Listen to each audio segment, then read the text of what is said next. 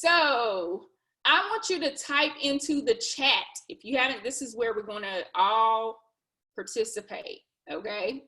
Miss Edwards, Miss Moppin, everybody is going to participate. Miss Tate, both Miss Tates, everybody who's in here. Miss Andrews, we're going to participate today.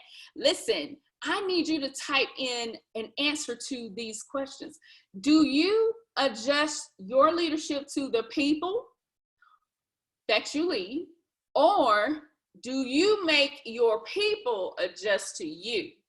Which one? I need to know who I'm working with here. So I'm gonna give you like, what, 5 seconds? Just type in a 1 or 2. If statement or if question number 1, somebody said 1 and 2. I see 1 and 2. She said, okay. I love it, Miss Andrews. Everybody's saying 1 and 2. Miss Tate, she said, okay. She said, you adjust your leadership to the people. Ms. Moppin said, I adjust to the people. She said, I tried. Number 2 doesn't work. She is so right.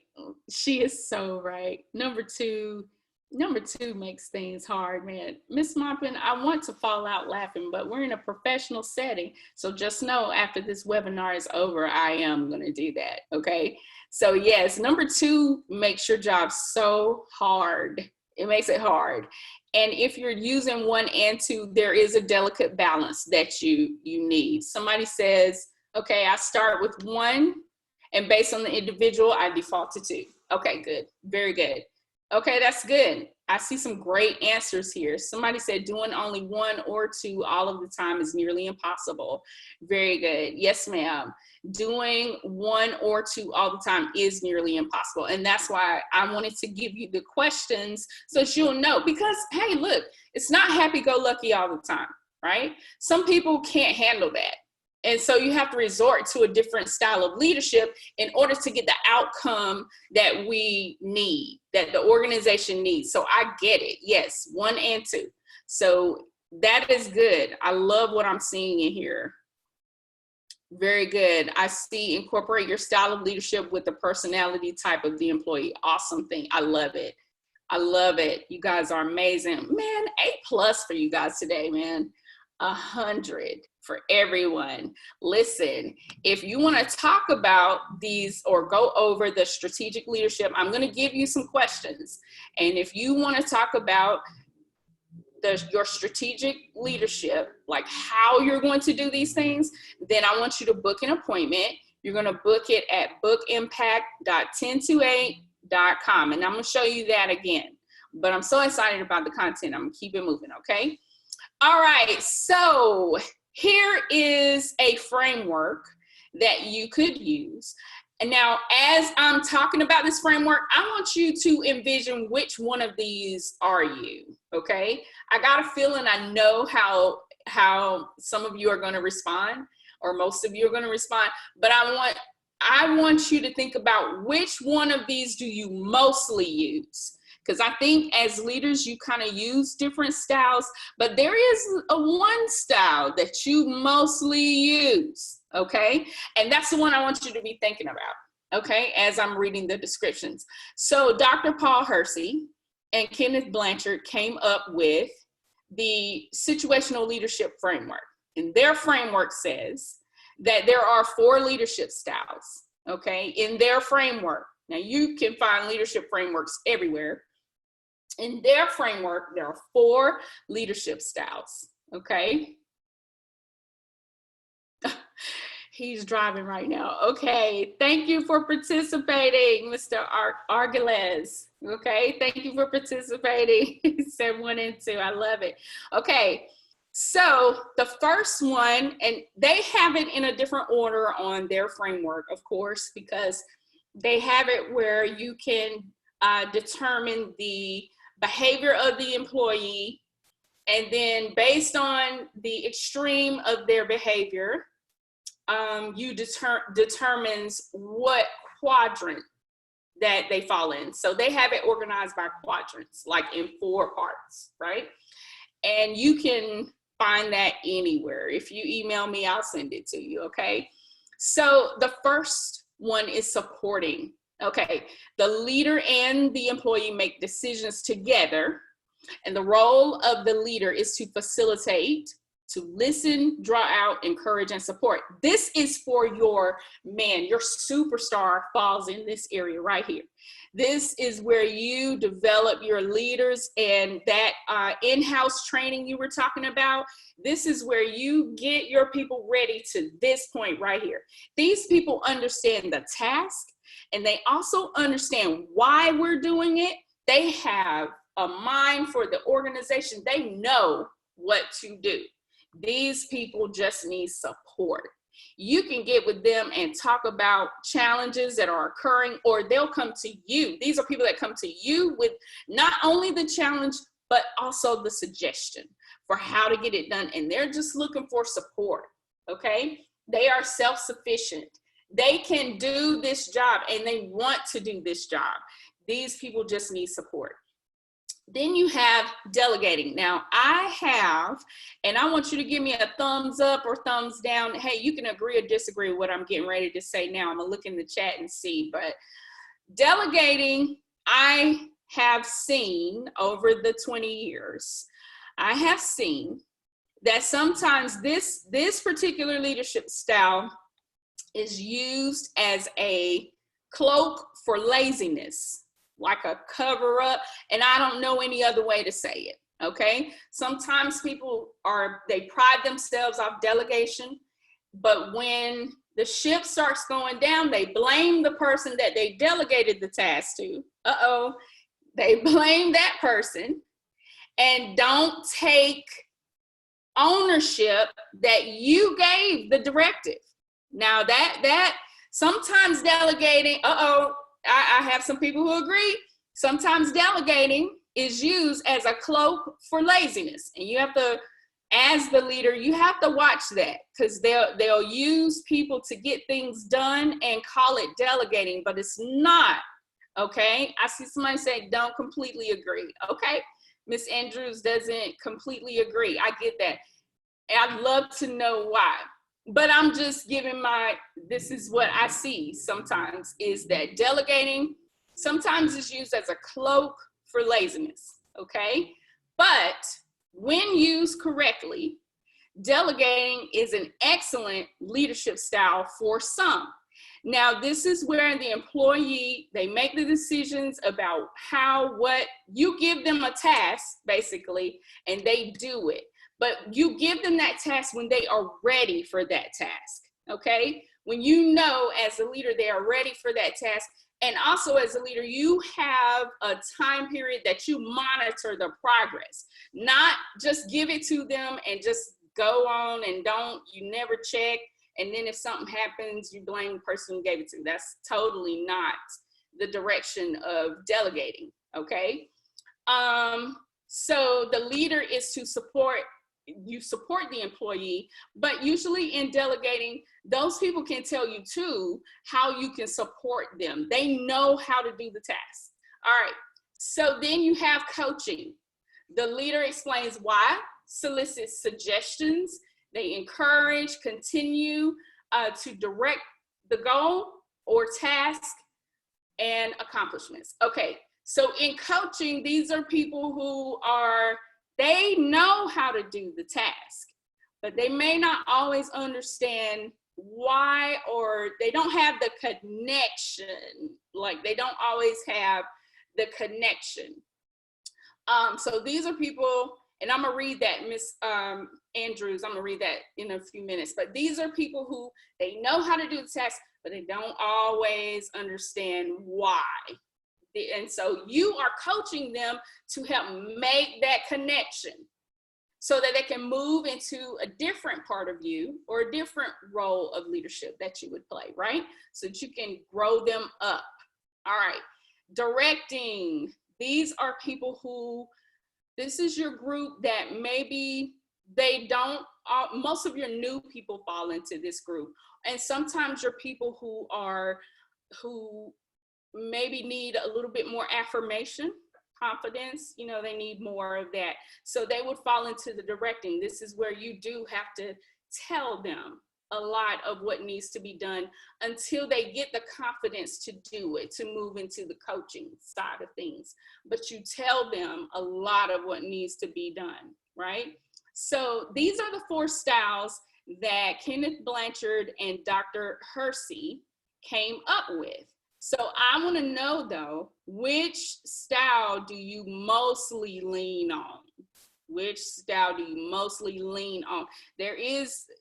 Most people have a style that they work more comfortable in, and then they are aware of the other styles and they know how to use them. But there is a style that's kind of more comfortable for you. I want you to type in, I'm gonna go back, type in which of these styles are you most comfortable with. All right, I'm looking. Okay, Miss Andrews said, oh, supporting, I love that. Okay. Not in general terms, one of the best tools to develop staff is through delegating. However, the leader doing the delegating should be clear, very good, on intention and not using it as a tool, very good. That's exactly right. Miss Andrews, I think we agree, because what you're explaining, I totally agree with, absolutely. Okay, I see supporting, I see coaching for Miss Moppin. Okay, I see coaching, got a lot of coaches here. Okay, supporting and coaching, then delegating and directing. Okay, I love it. Miss Andrews is like the pro in the group. I love it. Supporting closely, followed by directing. Ooh, that's such a, supporting followed by direct. You know what, that's such a polarized combination. That's very different, supporting and directing. That's very, very different. That's like either one end or the other. Okay, that's very interesting. Oh, okay, no grade. Okay, so she agrees. Very good. Okay, I picked that up in what you put in here, Miss Tate. Okay, all right. So you've told me your leadership style, 1 + 1 = connection. So when I talk about differentiated leadership, I showed you the framework so you'd understand what I'm saying. Basically, what I'm saying is differentiated leadership is applying the leadership style that fits a person's or a team's development needs. And so in any type of differentiation, the #1 rule for differentiation is you have to know the people you are working with. Now, it takes time. I'm telling you, it takes quite a bit of time. And before I started using these 4 questions in order to set up a structure for it. So with a larger organization, the 4 questions I'm about to show you, the actual task, I want you to look at the actual task of asking these questions and look at the questions that I'm giving, okay? Okay, so know the people that you are working with is #1. Actually sitting down and getting to know the people that you are working with. And because we are social distancing, this is so perfect, because you could set up time and it doesn't, 10 minutes, okay? You could set up time on a Zoom meeting, a FaceTime, or whatever, okay? And I'm telling you, I sat down, and I know this might be over the top, but I sat down with custodians. I sat down with it didn't matter what you did in my organization. I sat down with you and I asked you these questions because it gave me a head start. Now, mind you, you could continue with what you're doing, and eventually you are going to learn some things and be able to adjust and move according to what you know about a person. But sitting down intentionally and asking these questions helped me to communicate to the people that I was working with that they were valued, okay? And it also helped me to expedite the vision and the mission of the organization that I was working for. I'm telling you, because the people, you gain their loyalty and you gain their respect. Sometimes we have respect, but in title only. But if you take the time to get to know the people that you are with, man, you'll be able to differentiate that leadership. It'll work like clockwork, you know. At first, you know, when you're becoming a leader, sometimes it's hard to do that, but this framework is perfect for people who are moving into leadership or you're just starting leadership. It's perfect for you because it gives you visually a guideline that you can use so that you can decide what you're going to do. It makes you pause and figure out what people need so that you can give them what they need and also take care of your organization. All right. Okay, so how do you get to know people? Yeah, you got to ask them questions. You just ask. Okay, you ask. Yes, if you work with people long enough, you're going to figure things out. But if you intentionally ask as soon as you get there, you will be light years ahead of others, right? Okay. So, first question. I know it's simple. It's simple. But I want you to also look at the action that you're taking. So what I did was I scheduled a 10-minute segment. I had my secretary to schedule it with every single person who touched my organization. Okay. Now I did that with 125 people. Okay. I did that. And probably more than that. And it takes time. Now, when I say it takes time, I mean it takes time. So don't be in a rush, you know, just, you know, do it. I have also done it in large organizations where my leadership team and we divided the number of people who were in our organization and we all sat down with each person. And that cut down on the number of people you have to sit down with. And it made for a great conversation with the leadership team, and it helped our team to become closer because now I have a person on my team who leans more towards delegating. Well, then I have some people over here that probably would do well with delegating, so I'm going to move these people to be supervised by this person. I hope that makes sense what I'm saying. Okay, so the first question is, what are your strengths? It seems simple, but trust me, this works. When you sit down with a person and you're reading body language now, and you can do it online too, you're reading body language. You're trying to see how are they going to respond in addition to listening to what they say.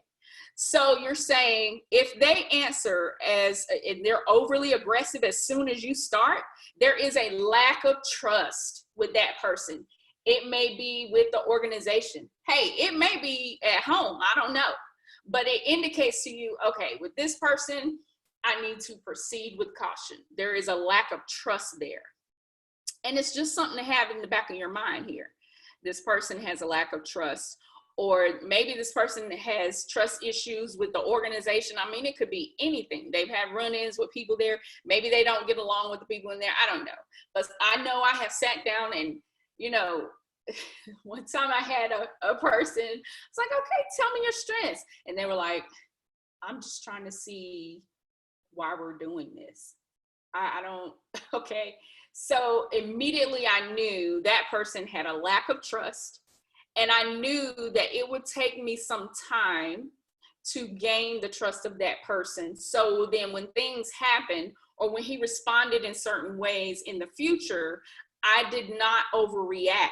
Because I already had this conversation. I knew why he was responding that way because we already had a conversation. And I set the appropriate expectation for him because I knew it's going to take time before he trusts me and before he trusts the organization at all. Okay. Do they respond immediately? Do they, when you ask them, what are your strengths? And they respond immediately, this person is self-aware. They know what they need. They know they are confident. And what you have on your hands is a future leader. Okay. This person is a future leader. It's like, okay, I need to take this person. This person knows who they are. They are very confident. And this person, I can entrust them with more. Okay. Do they stall when you ask them, what are your strengths? So if they stall, and I know I have some people, sometimes they'll say, well, you know, what are my strengths, man? I don't know, I've never thought about that. You know, I'm telling you, I've had that. This person lacks confidence. They are looking for a way to answer you in a manner that pleases you. And they are so caught off guard that you would sit down and have this conversation that they don't know what to say. This person, you know, you're going to have to direct, right? Do you see how I'm using all the different leadership styles? And it just now you know, and people who have been in leadership a while, you resort to these measures, right? But now that you see it, for those of you who are entering leadership or you're just starting, man, this is going to help you so much. Okay, so they're trying to find the right words to say because they really do want to please you. So this person, you already know, you're going to have to give them affirmation. You're going to have to let them know they're doing a great job. Hey, you're doing a great job. You're going to have to build them up to the point of supporting. And that process may take a minute depending on who the person is and depending on their personality. I think somebody said that in our chat. All right. What are your areas of growth? Okay. So here is where you find out professional development needs, training and development needs for your organization, okay? And it also is the gateway to what your organization needs. So they're going to tell you what they need training in. You know what the organization needs. But once they tell you what they need training in, you're going to take that information and say, okay, how do I connect that with the needs of the organization? And sometimes you can kill two birds with one stone because the things that they say they need training in, your organization needs improvement in that area. So you were going to provide that training anyway. So it makes it look like, oh, wow, they listen to me, but you're also serving the need of your organization. And then sometimes what they communicate to you as being their area of growth is a pathway to get to what your organization needs. It will reveal to you why your organization is not at this certain point because of this part here that your employee said they needed training in, okay? And I mentioned last week that one time I was working for an organization, and at the beginning of the year, they always have their employees to submit what their training level is. Submit what areas of growth they want for this year, every year. And when we were preparing training and development, I just went back and looked at what they said they needed and organized the training according to what they said they needed. And I'm telling you, it was a hit. I mean, everybody was engaged. They enjoyed it. They even said, thank you so much for customizing the training according to what we needed. I'm telling you, it works. So this question is important so that you can better understand why you need the trainings you need or what trainings you need, okay? Because nothing is more frustrating than sitting in a training that you don't need, okay? Having your supporting person sit in a directing training is frustrating, right? Okay, so what are some things we do well? And that means as an organization, or as a team, or as, you know, a department. What are some things we do well? This is what you're going to find, okay? You're going to find those things because as a leader, you are not privy to what everyone else is saying, okay? So other people, your employees are talking, or your team members are talking when you're not there. You're not always privy to that. You won't always know what they're saying, but this will give you a clue as to what their intent is or what they have been talking about. Because what you're going to see as you interview multiple people, it's called qualitative data. So once you get your qualitative data together, or as you interview multiple people and they all start saying the same thing, you walk into the area of what I call what is sacred. you find out what is sacred to your organization, what things they feel like is important. I know it doesn't matter. Listen, I know your organization has a goal and we have to reach it. I get it, and we do. But if you could just take the time to understand what is sacred to them, man, you can outsmart them 3,000 times, because you can take what's sacred and make it connect to what you're doing, okay? That's what we do as leaders. We make it work, all right? So you can find out what's sacred. And as a new leader, well, I would say an experienced leader too, because I've done this mid-year. I've done it. And when I first came into the organization, like I've done it. When I received the information or put it together, I was like almost done with my fiscal year. So yeah, you can use it anytime, but it helps you to identify quick wins. Quick wins. What can I do? For example, if you ask them what are some things we do well as an organization, and they say, you know what, we celebrate each other very well. Boom, you got a quick win. Why? Because now I'm going to celebrate. I'm going to figure out a way for us to celebrate, because I'm going to let you know that you value celebration. Okay. And I'm going to have some times when I celebrate, and we're going to make sure we keep, what does it look like? You know, ask more questions. What does it look like? Oh, wow, I love it. And I'm going to do it 3,000 times better. And I'm telling you, they're going to eat you up. They're going to love it. Okay. You're going to gain respect and momentum. Sometimes you have to go slow in order to go fast. So this is going to be time consuming, but man, I'm telling you, it is worth it, because I have been a part of some very challenging situations. And some people ask me, how did you get it done that quick? I got it done that quick because I had the buy-in of the people that I was working with. And how did I get that buy-in? I took time to ask these questions. All right. Question number 4. And I love this question, right? Because everybody who is not in leadership think they know what to do in leadership, including myself before I got into it, right? And I'm sure Miss Andrews would agree. Listen, everybody in leadership knows what to do until they get into leadership, right? And then it's like, oh no. So this question is good for your employees, the people the teammates, whoever you're leading, because it gives you insight on how they think. And it tells you who they are.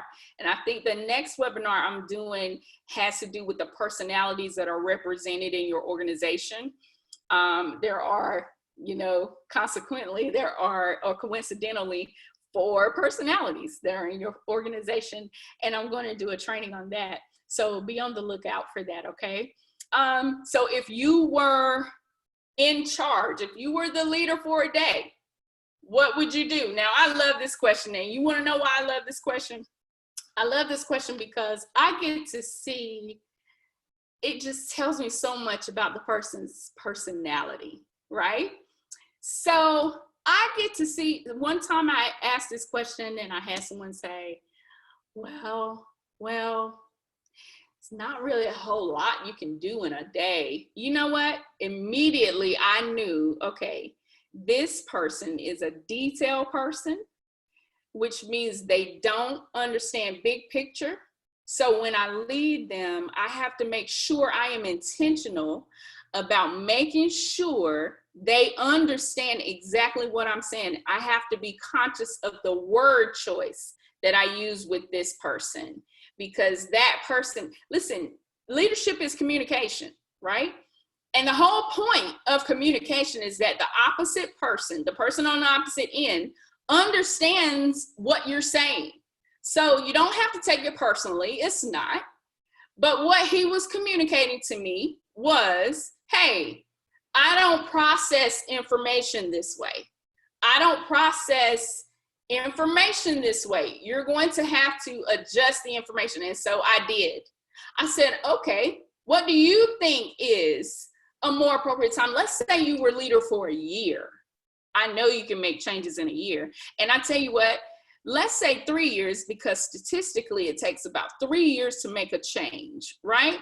Okay, let's say 3 years, what would you do? And do you know that person just started spitting out, you know, things that they would change? And it really helped me as a leader to gain perspective on how to implement the change that needed to be done from above me, is saying I got to do one thing. And the people I follow need a certain environment in order to accomplish this one thing, right? So what the information he gave me really helped me to be able to create that environment so that I could meet the expectation of my superiors, right? Okay, so you find out in this question, you need to focus on how much do they share? How much information do they share now? They start sharing personal information and telling everything. Okay, this one, you know, they are not to be trusted with company information. And I normally take people that share everything with me. When I'm working in an organization, I pay attention to that because that's the person that I use in order to communicate to the culture what I need done. They are very good at it. So I'm going to give them only what I want to be released. Okay. Are they complainers? And I have 2 follow-up questions if the person is a complainer, okay? Or how you can tell whether or not they are. Because sometimes they're not. You ask them a question, they're answering your question, and you have to take into consideration what they're saying. This is not personal. This is not personal. It's about accomplishing the goal that your superiors expect you to meet, and using this information to create that environment. So when they start talking to you and they're just shelling out information, complaining, it seems like, what I normally ask after that is, hey, you know what you said was really good. So if I put some suggestions, or the first question I ask is, do you have any suggestions for the changes? How do you see those changes being implemented? And I'm telling you, you stop them right in their tracks. I'm telling you. So normally whenever I ask that question, they do one of 2 things. One, they start stalling and they'll be like, well, you know, because, you know, they don't know, which means they're only thinking about complaining and not a suggestion. But if you get someone that does have suggestions, and they are good suggestions, you got a leader on your hands, and it's our job to make sure we develop those leaders, right? Because they have a great suggestion. Not only did they submit the concern, but they have been thinking about how it can be fixed. And all they need is empowerment. They just need you to position them so that they can do it, so that they can be amazing, so that they can work to their full capacity, right? Okay. So, another question you can ask them is, hey, are you willing to help with the changes that I'm going to take your information and I'm going to create some things to address the concerns that you have. Do you mind working with us to address these concerns? You will have some people that will say, oh, wow, yes, I'd love to, because they're looking for a way to improve and they want to be a part. They just didn't know how. And now here you are opening the door. But then you also have others who, no, they're not going to want to help. But what that is going to show them is, hey, when I bring a concern to this leader, I need to also have a suggestion and I need to be willing to help. So either they're going to go somewhere else, and you probably would want that with this particular person, or they're going to stay in the organization, help you build that organization, but they will cut down on the complaining. Okay. All right. Those are the 4 questions